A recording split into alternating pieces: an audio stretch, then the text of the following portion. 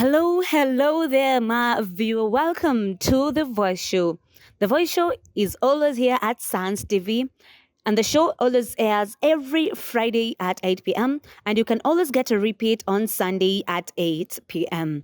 With me, your host, Videlis Njoki,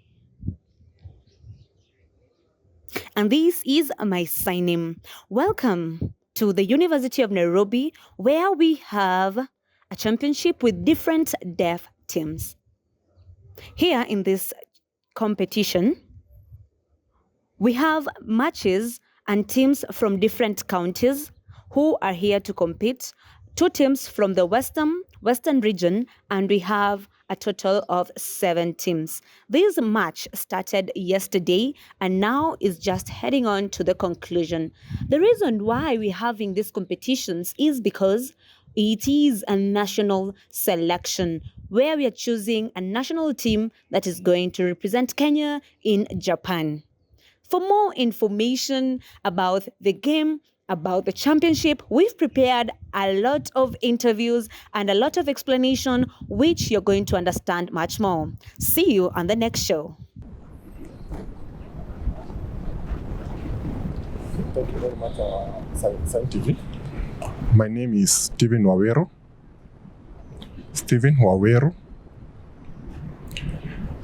I'm the president for Deaf Football Federation of Kenya.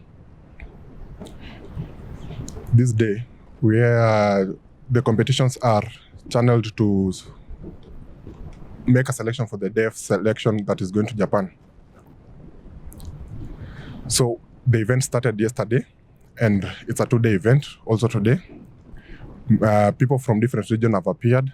We have 7 teams from different counties. We have around 14 counties that have been represented, which made the 7 teams. From each of the counties, we want to select the best players that will be from each of the teams. And that's why we are here today. So for the 7 teams, who are they? We have G Lioness, who come from Kajiado. We also have Machakos, Southeast Machakos, that are also represented, and Metropolitan. The 4th is from West region, not Western itself, whereby we'll have A and B. Why did we have the 2 teams? Because we have a lot of players coming from the region. Hence, we were forced to make 2 teams to represent the entire region. We also have Rift Valley that is represented. We are from Nakuru, making the 7 teams. The event has been successful from morning till now. We have seen our players with high morale to go with the games. In the morning, we also have our matches, the semi-final matches. From Pool A, we have Western Team A and Western Team B. And from Pool B, that is participating in the semi-finals, is the G Lions and Nakuru Flamingo team. So the competition's aim is to see who will be the championship winners for these selections. I really thank you, all the viewers and those who have been able to come and shown great interest and motivated our players. Our main aim for this one is we want to have the best team that will represent the nation. What are we planning for? We are planning to go for the Deaf Olympics that's in Japan, Tokyo, from 11th of November all the way to 26th of November. This will be the second time we're participating. On 2022, we also participated in Brazil, and this is the second time that we're taking the national team to participate in Tokyo. This also shows that women team can play because they're the first women team to represent Africa after beating all the teams for the nations. For the nation, it is to show also that with the hearing, we have Olympics that always go for 4 years. Last year, the Olympics were held in France. We also had the Paralympics that also were held in France. So this year, it's a special participation that is for those who are using sign language to show that the deaf people can also engage in sport activities. This is the 25th edition of Deaf Olympics that is to be held in Japan. It's equivalent to the Olympics for the hearing. In Kenya, we have different disciplines, and football is amongst them, and that's what we are here for. Thank you very much for that question. For these selections that we are planning to attend the Deaf Olympics in Japan, the government has supported us 100% in everything. For the corporates, we are unable to get sponsorships because there's not much awareness to them.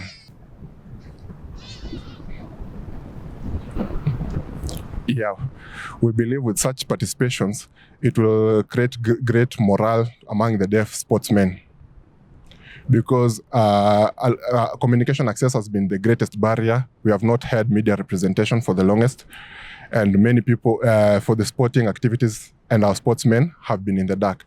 But with this media impact that we are getting, we believe it will reach a lot of audience, including the deaf, nationally. Thank you. So this year's participation is even widening the scope. We want to first get the cup from the Olympics. After we finish the August selection, what's coming forth, we are hoping that we'll have a national camp training for at least a month or so before we travel, to make sure that our team's skill has been harnessed to the fullest.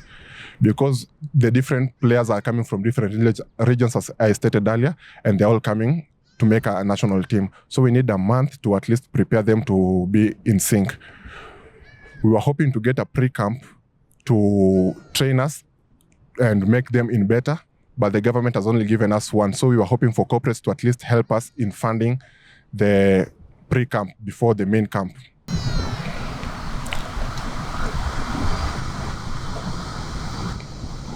As the federation, we are wishing to tell general Kenyans to participate, to be with us, even in the league, because from the leagues is where we are able to harness our skills, and also to get the grassroots players, because we have a lot of talent that is not yet harnessed. Because it's from these grassroots talents that will help us to grow as players. We are seeing a lot of talent that is coming, and they are new faces to us. But it is because they are coming from marginalized area and they have no access to this information. There was also a lot of stigmatization around the deaf community, whereby they participate in the hearing community, but as they appear, they're only given as substitutions, whereas they are good talents. So we are hoping that the nation could at least harness this talent. Hello everyone, my name is Georgine Auma, and this is my sign name. I'm the Secretary General of Deaf Football Federation of Kenya, and the chairman has explained already. The aim of the selection is to have better players and skilled players who will represent Kenya in the Deaf Olympics in this year in November. We expect to get, after the matches that are continuing, the president has mentioned that we are expecting to have deaf people being selected, the players to be selected and go represent Deaf Olympics. Last performance was not good because we missed a lot of good players because we missed documentation. But this year, as we are doing that early, we are doing our best to ensure that we pick the best players with the right documentation to go and represent Kenya in the Deaf Olympics. Yes, the plan is after we complete the national selections, we'll have a team, and we have a team that will be planning for the camp. So we are looking for funding, and we are hoping by the time we are moving to the pre-camp, we'll be getting the funding. So we are doing our best to have that funding so that the training team can have enough training. Normally we have deaf people. We have interpreters who ensure that there's accessibility for information, and the government is ready to support us to get the best qualified and quality interpreters to help solve the communication gap. The immediate support we might need now is accommodation and meal support during the camping. The other things, the other small issues we can be able to do, but the biggest challenge we have is the accommodation, because we need the training, we need to be accommodated. So that is the greatest support we need. Thank you. My name is Hassan Hussein. I am the deaf ladies national team. I've been a volunteer coach for the last 6 years, and I'm happy today we are here at University of Nairobi graduation arena. Right. We are doing the selection for the national trials roadmap to Deaf Olympics 2025, which will be held at Japan as from November 2nd to 14th. Right. Yes. And how can you describe the current status of the players, how the training is going on, how the team fitness and readiness and preparations towards the Deaf Olympics, how is it looking like at the moment? So far, Nazama, so far so good. We haven't started the trainings, but we have now the individual player trainings from various. We were doing the selection from various parts of the country, so the fitness levels are varying. They are very different because it is individual efforts and the team individual efforts. So maybe when we come to start our camping, that's when we can actualize and formalize our training and make it in the same level. All right. And have you noticed any particular strengths in the team or weaknesses in the team that maybe you can improve ahead of the tournament? Okay, let me start by the weaknesses that we might be having in the team after selection. Most of the players, they come from far and they are still young.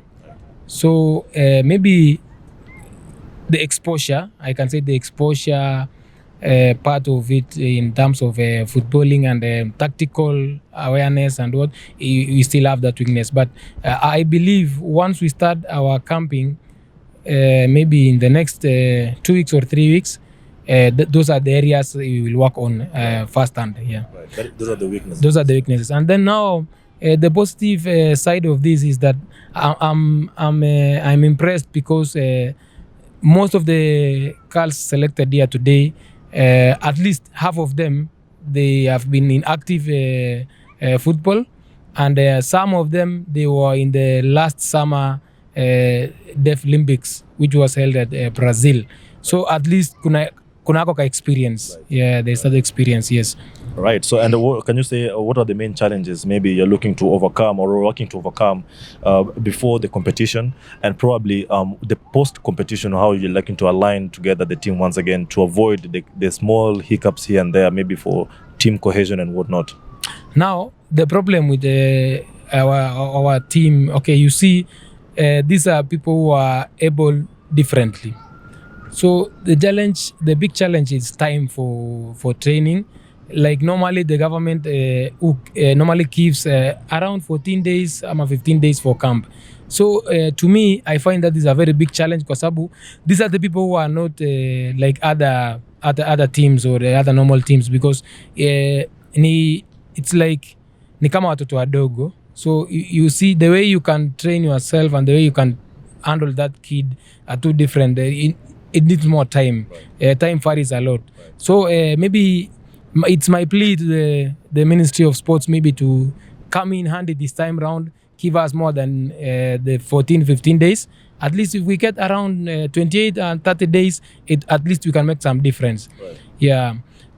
However, after the competition, as the federation, I had proposed to the federation that when we come back from the competition, we want to make more awareness. We want to create more awareness about the deaf football, both for ladies and men. And we need to look for finances so that we will be able to do a lot of competitions locally and even do international friendly matches. Right. Yeah. That's a good point as far as support is concerned. What about the accessibility part? Where do you have enough interpreters ahead of the tournament, and how is the federation coming in to try and maybe bridge this gap? Okay, the problem with the federation, the Deaf Football Federation, so far is the fundings. You see, like today in this event, we are supposed to be having around 10 interpreters, but you see we have only 2. Simply because those are volunteers. They are volunteering to come and help. But actually we should be having around 10 to help the jam of communication. But all is all, and it shall be well.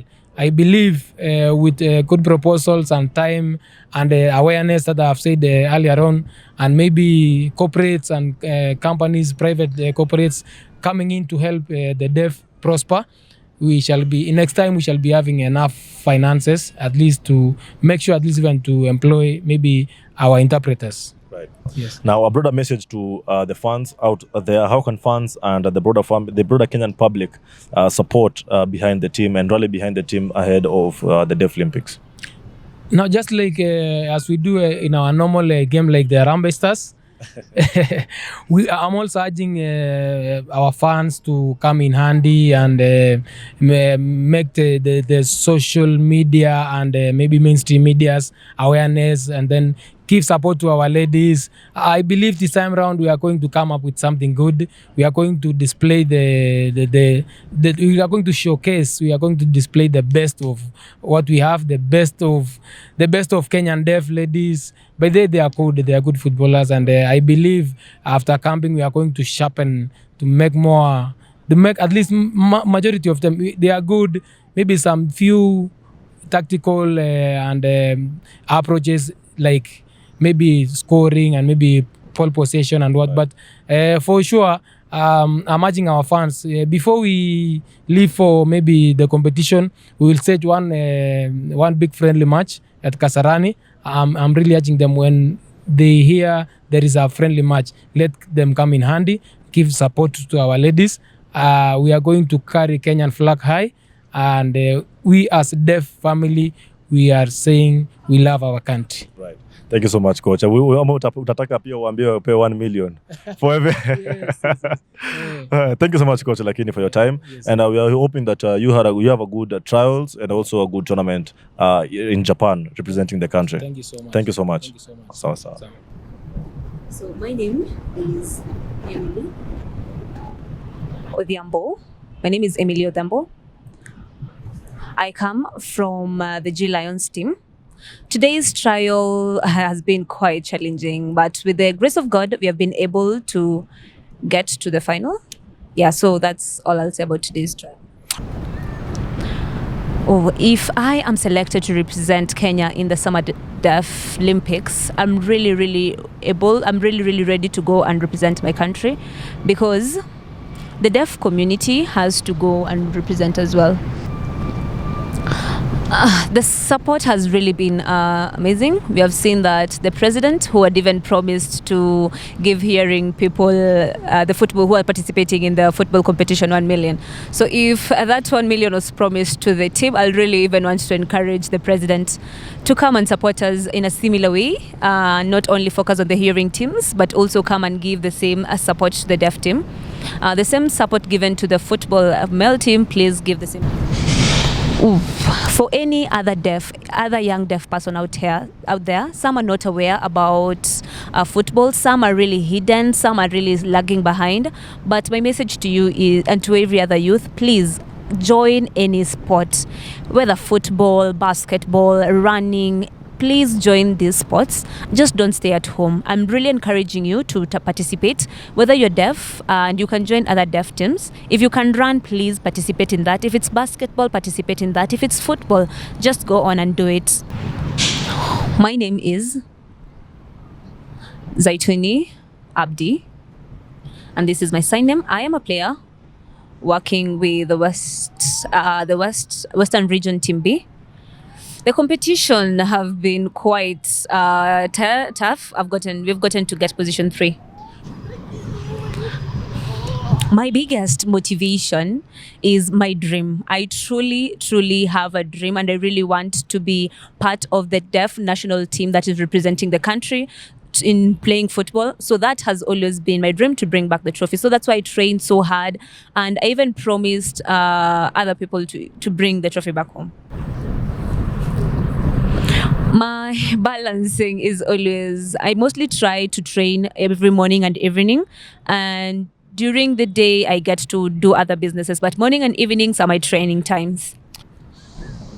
Truly, yesterday's matches and today's matches were really fantastic. I'll say each and every player gave their best and everything went well.